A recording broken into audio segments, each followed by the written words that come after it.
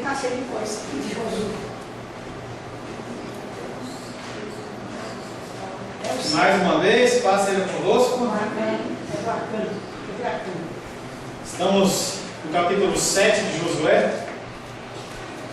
Eu acho tão interessante que a gente estuda escatologia, a gente pega textos em Colossenses, mas todos os textos eles têm uma ligação uma coisa com as outras, né? Um texto que sempre está ligado, sempre a gente extrai que uma coisa que o Senhor promete acontece, aí uma coisa que aconteceu no passado ele volta a acontecer, e a Bíblia ela é um exemplo para a gente, e é interessante esse tipo de coisa.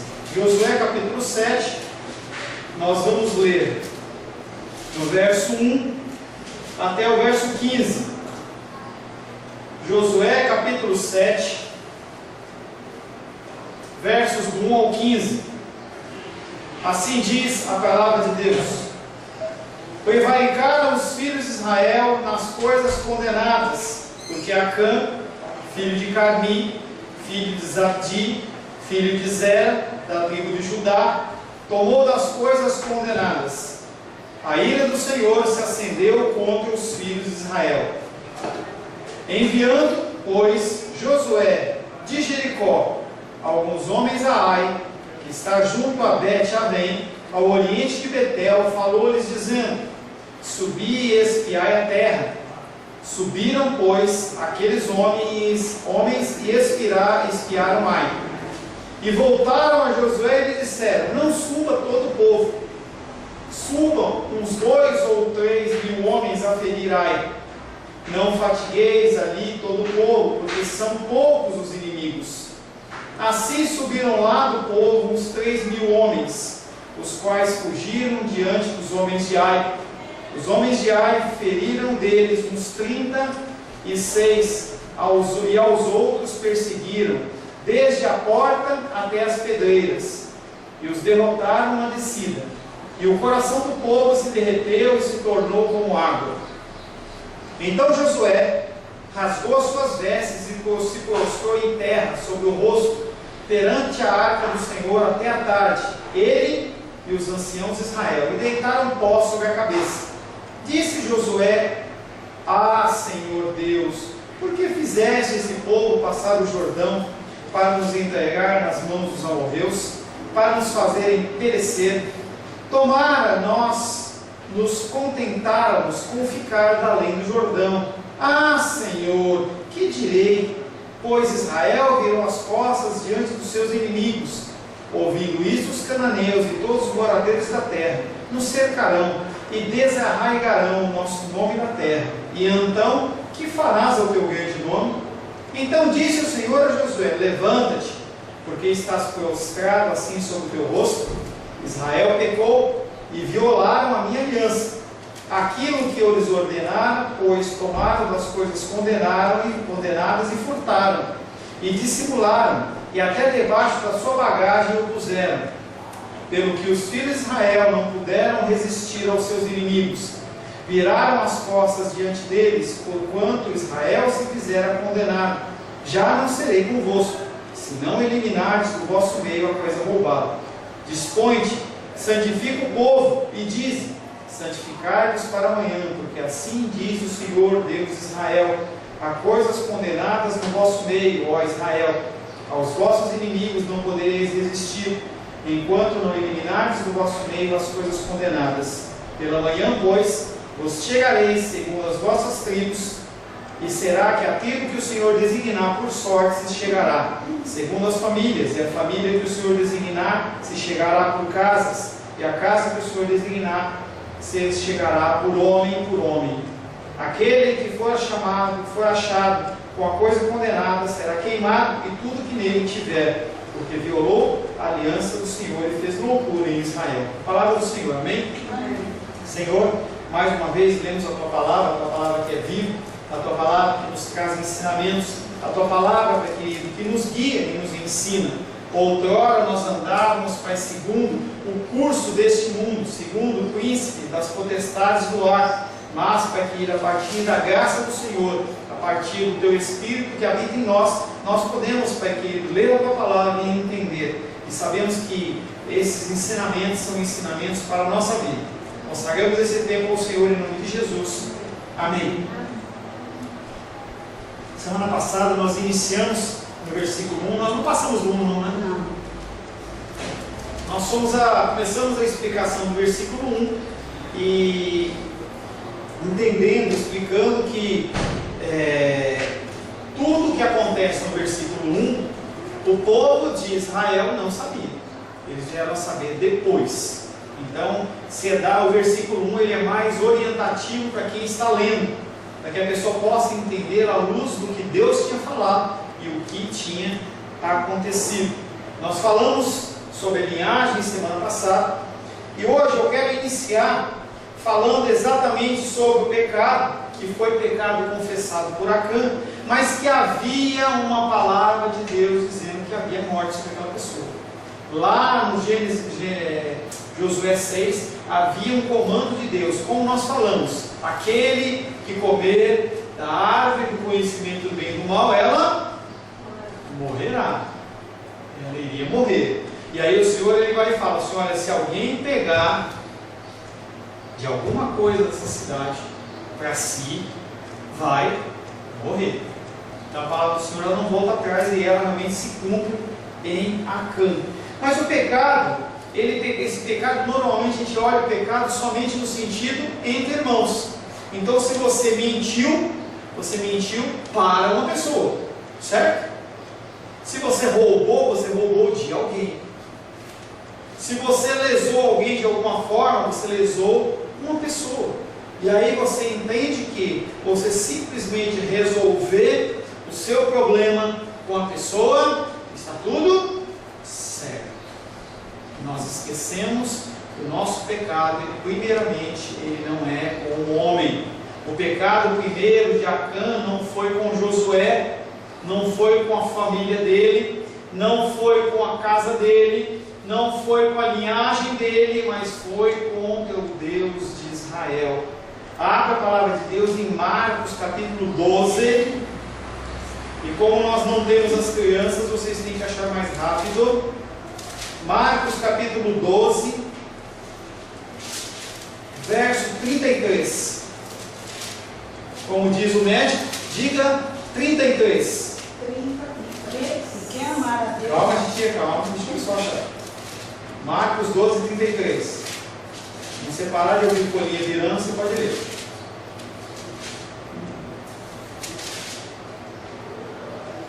Pode ler.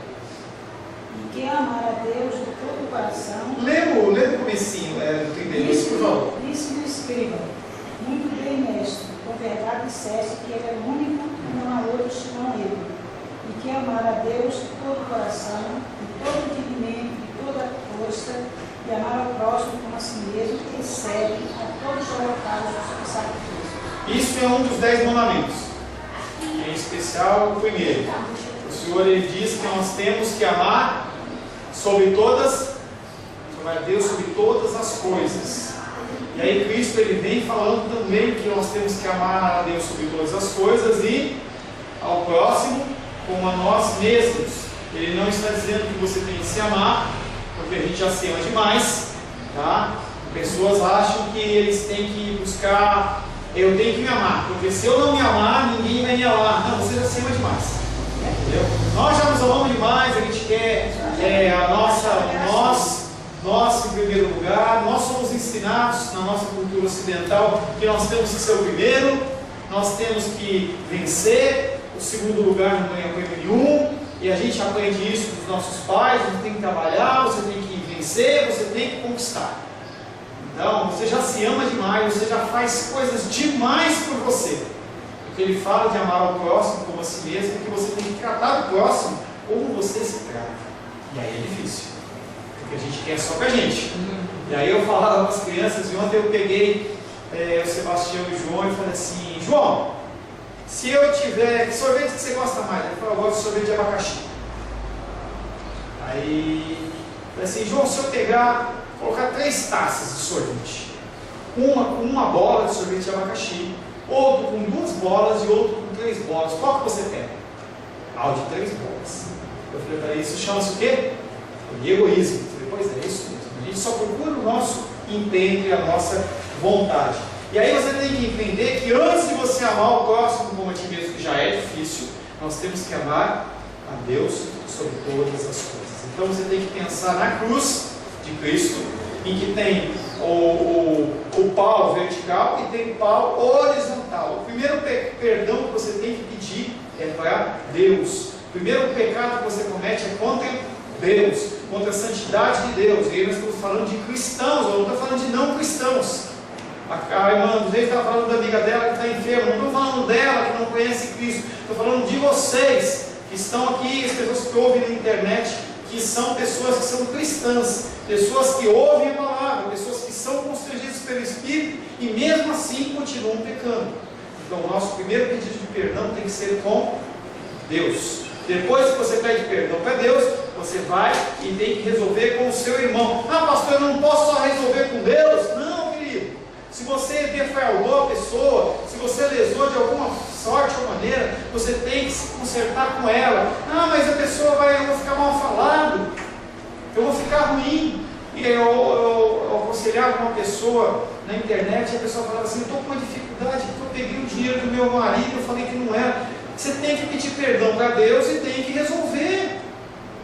Não é só ficar no âmbito espiritualzinho, não. Você tem que resolver as coisas no âmbito natural também. No caso de Acã, não tinha conserto, porque eu vi uma palavra que foi determinada: se pegar, vai morrer.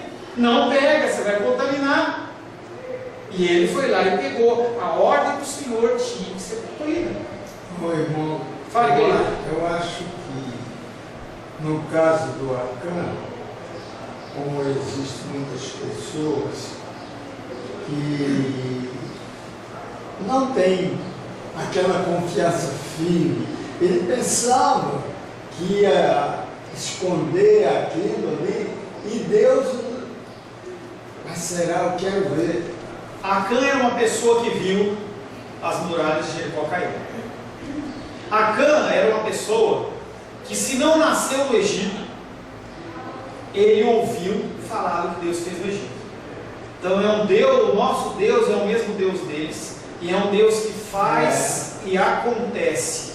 E ele já tinha visto o juízo de Deus sido determinado sobre muitas coisas e se cumprido.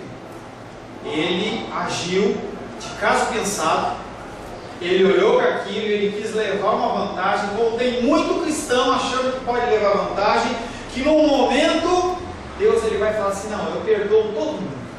Já falei isso para vocês. E o termo chama-se universalista. Há pessoas que acham que Deus não vai condenar no final das contas. No final das contas, Deus ele vai ficar com peninha do homem e vai voltar atrás. E eu desculpo dizer para você que ele não vai voltar atrás. O que ele disse vai se cumprir. Porque ele não é homem para que se arrependa e que minta. Então Acã, ele quando agiu daquele jeito, ele arriscou. Não é isso que eu e vocês fazemos? Não é isso que eu e você, irmão Cláudio, fazemos? Não é isso que nós fazemos? Nós temos obrigações bíblicas a serem cumpridas, ao qual nós estamos literalmente carecas, eu e o irmão Cláudio em especial, né? A gente tem menos cabelo, eu tenho aqui menos e tal. Quem sabe eu com 84 anos eu chego com quantidade de cabelo que o irmão Cláudio tem, vai ser uma benção.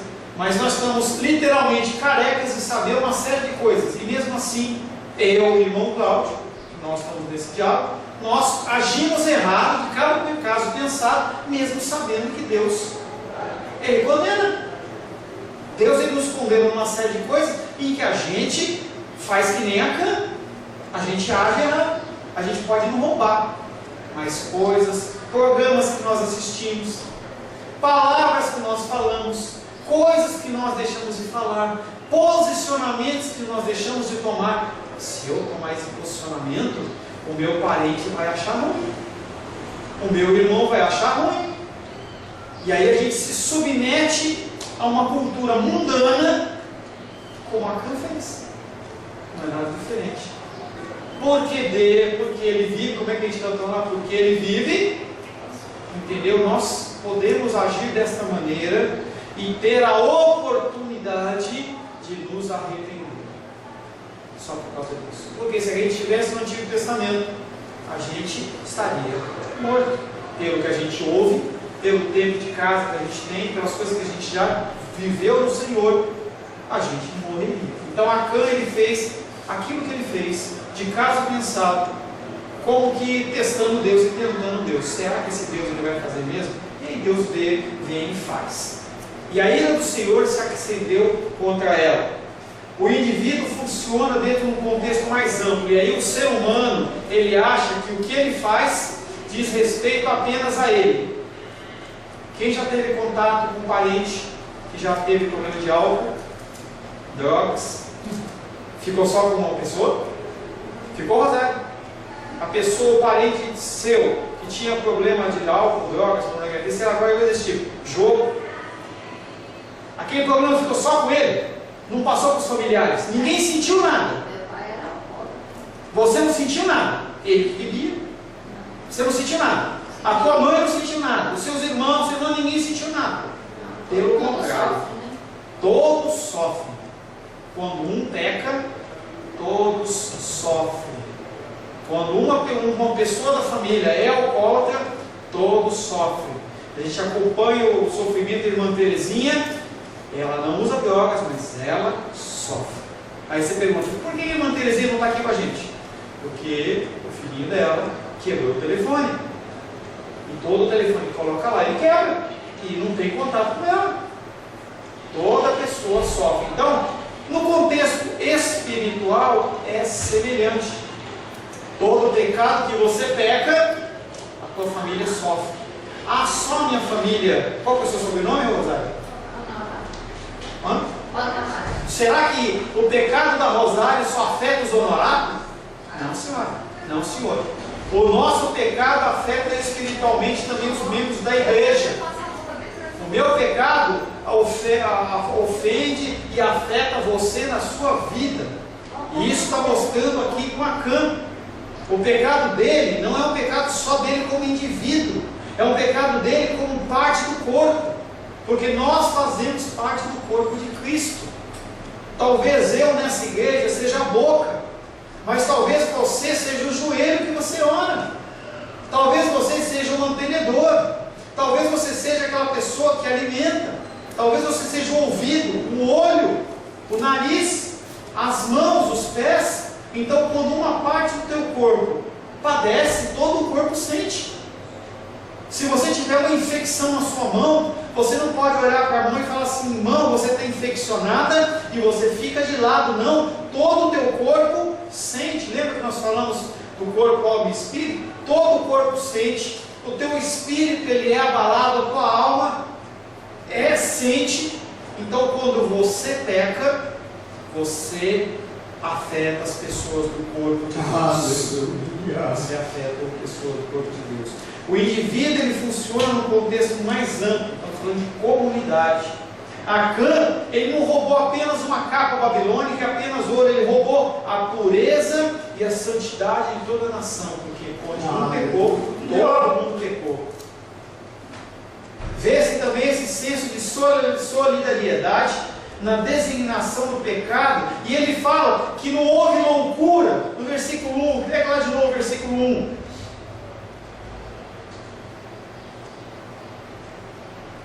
Versículo 1, a parte B do versículo, a ira do Senhor se acendeu contra os filhos de Israel. Não foi contra Acã, foi contra todos os filhos de Israel.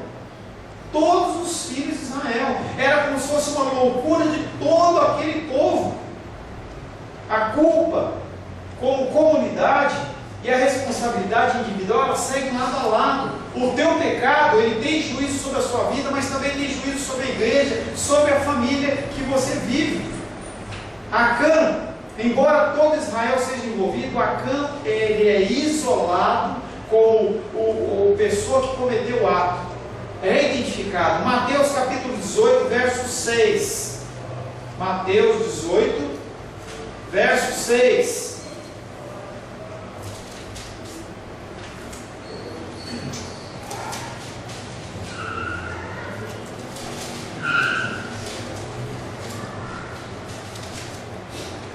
Mateus 18:6. Qualquer, porém, que quiser tropeçar a um destes pequeninos que creem em mim, melhor lhe fora que se lhe pendurasse ao pescoço uma grande pedra de moinho e fosse afogado na profundeza do mar.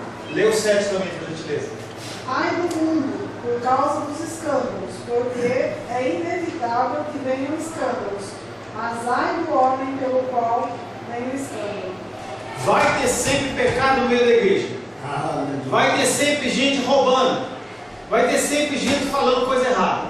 Vai ter sempre gente conduzindo as ovelhas para a morte. Morte espiritual. Mas maldito aquele que faz isso. Não seja você. Não seja você que é a pedra de tropeço. Sempre existiu pessoas com índole ruim. Não seja você que é a pessoa de índole ruim na tua família, na tua comunidade, na sua igreja. A genealogia de Acã, ela é recuada a 4 gerações. Fala do pai dele, fala do avô dele, fala do bisavô dele, mostrando a gravidade daquele pecado. Quando o ser, quando está mostrando linhagem, ele está falando que o pecado foi da linhagem inteira. Não é que foi um pecado que o avô dele cometeu, não foi um pecado, eu estou falando de maldição hereditária que veio lá atrás, não é isso, mas ele está falando a gravidade dele, ele está falando da família dele inteira. E aí ele começa o texto falando: filho, Acã, filho de Carmi, falou do pai, filho de Zabdi, falou do avô, filho de Zera, falou do bisavô, e aí ele ainda fala da tribo de Judá, que é de onde ele tinha vindo. Então a seriedade do pecado, ela é considerada inclusive nas gerações. Ele faz a alusão, e aquilo, além do pecado, além da maldição sobre aquela pessoa, sobre aquilo que ele estava cometendo, ele está desonrando toda a família. A gente vê bastante isso em filme japonês. O japonês, ele tem muito primor por isso. Então quando a pessoa comete um ato errado, ele não desonrou somente a ele, ele desonrou a família dele. As pessoas olham para a família japonesa, os antecedentes, e eles são olhados de uma maneira diferente. E aquela pessoa, ela é olhada como uma pessoa que desonrou não só ele, mas desonrou a família. O pecado de Acã desperta a ira de Deus. Todo pecado, meu e seu, desperta a ira de Deus. E por que nós não somos consumidos, irmão Cláudio? Porque há a figura de Jesus Cristo. O sangue do Cordeiro, ele se interpõe entre nós e a ira de Deus. Se não fosse isso, nós seríamos consumidos. Nós seríamos destruídos. Fale, querido. Até coçando aí, eu estou vendo que está coçando. Fale, querido. Eu preciso de uma explicação disso aí, nessa Vai, volta. amor. Essa volta até o avô, sei lá. Dá assim uma. Não, ele não está culpando o avô, ele não está culpando o pai, ele não está culpando o bisavô.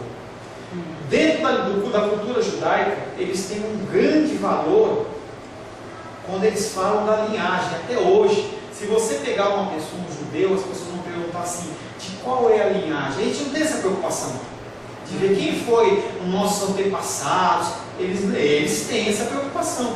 Simplesmente no sentido de citar, ele cita o pai, o avô, o bisavô e a tribo, para mostrar para Acã que o pecado dele não desonrou apenas a ele, mas desonrou a linhagem dele.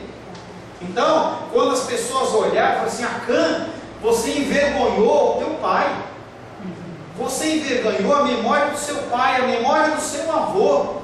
O teu bisavô foi uma pessoa que foi correta, que trabalhou, e você desonrou. Você desonrou a tribo de Judá. A tribo de Judá foi o primogênito do patriarca, e você desonrou ele. Então ele está trazendo a gravidade daquilo, não só sobre ele, mas toda uma linhagem que padece pela honra que foi maculada. Amém? Tá? Não é que ele está falando, porque se a gente não explicar direito, fica parecendo não, porque o pai dele pecou, então, como era ladrão, então aquilo foi para. Isso não existe, gente. Isso por muito tempo eu acreditei, isso não existe. Por quê? Porque isso não é regra. Se fosse assim, na favela, tem traficante? Sim ou não? Tem ladrão? Na favela? No morro? Tem. Todos são assim? Por que a gente vê pessoas que são trabalhadoras? Porque a gente só olha, quando a gente fala Morros do Rio, a gente olha e fala assim, traficante, ladrão. Mas tem gente que acorda 4 horas da manhã para ir trabalhar do outro lado da cidade, volta à noite para trabalhar, volta do trabalho à noite, cuida da família. E por que essas pessoas elas não são traficantes, não são drogadas, não são ladrões? Você está fazendo uma comparação de pessoas que não se conhecem com uma comparação de pessoas da mesma família. Não necessariamente. Dentro de uma família dessa, tem pessoas dentro da família que são traficantes. A pessoa ela é traficante, ela tem um pai bêbado, tem um traficante. Por exemplo, a Rosário, ela falou que o pai dela era alcoólatra. Por que ela não é alcoólatra? Não tem essa transmissão de alcoolismo, de pecado. A pessoa pode ser suscetível, ela está vendo tudo aquilo, mas aquilo não é um fator delimitante da pessoa. Se eu tenho um pai alcoólatra, se eu tenho um pai traficante, se eu tenho um pai ladrão, eu também vou ser. Isso não existe. Isso não existe. A genealogia é recuada, o pecado de Acã desperta a ira de Deus, na qual se afirma: a ira do Senhor se acendeu contra os israelitas. Acendeu de fogo mesmo, que nem um isqueiro, que nem um fogão. A expressão acender a ira é usada para seres humanos também. Gênesis capítulo 4, versos 4 e 5.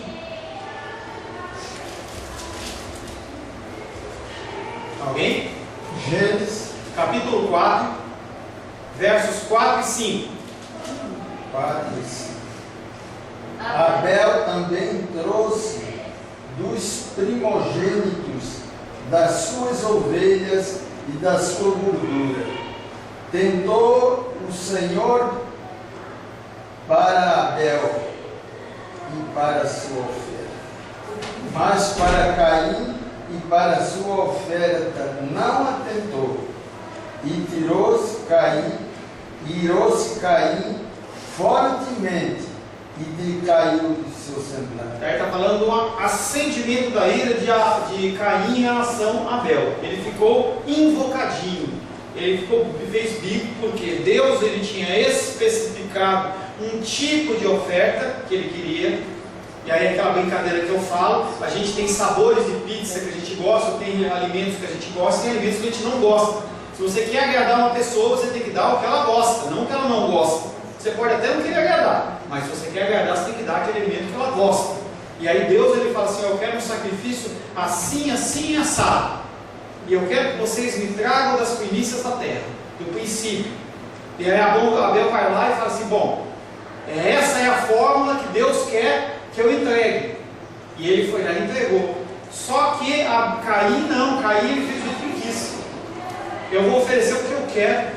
Eu vou oferecer quando eu quero. Ele ofereceu ao decorrer dos dias, não foi das primícias. Ele ofereceu depois. E aí Deus olhou e falou assim: eu não quero desse jeito. Eu quero do jeito que eu pedi. Entendeu? Você não quer oferecer? Não oferece. Mas se você quer oferecer, se ofereça do jeito que eu quero. Mas aí Caim, ele fez biquinho e ficou bravo e disse que a ira dele se acendeu. Mas também a ira se acende em Deus. Números capítulo 22, verso 22. Números 22, verso 22. Vamos?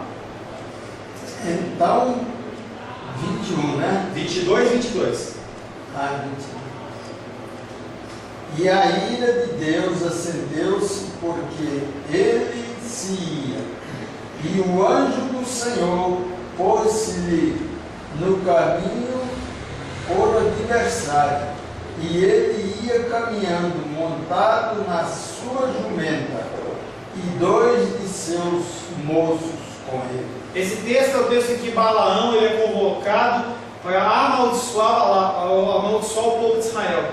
Ele não poderia ter ido, ele não deveria ter ido junto, e mesmo assim ele fica testando, e no final das contas ele acaba ensinando ele como ele não podia amaldiçoar, mas ele ensina aquele rei como trazer o pecado para aquele povo. E ele fala: só insere aí umas mulheres, entendeu? E as mulheres elas vão começar a se relacionar, o povo vai começar a ficar misturado. Então a ira de Deus se acendeu com ele. Deus ele é descrito também como um fogo devorador. Deuteronômio 4:24 diz o seguinte: porque o Senhor teu Deus, Ele é fogo que consome, é Deus zeloso, Ele consome aquilo que não é puro, aquilo que não é correto. Deus é encontrado como fogo consumidor.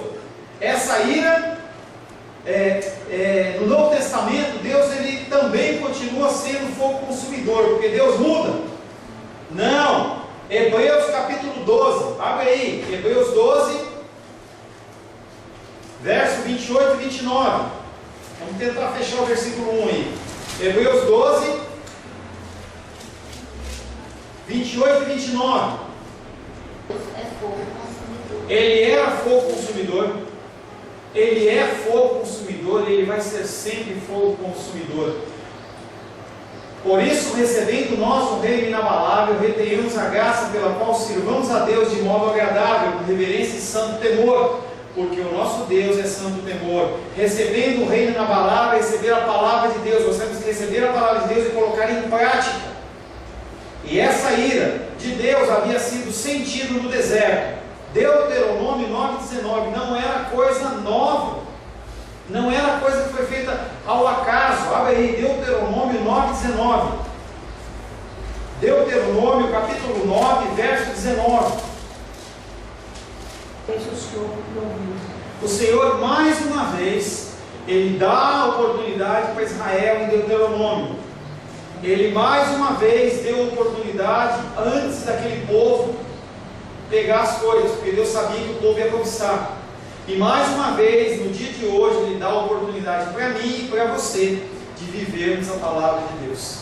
Porque a ira dele é uma ira consumidora.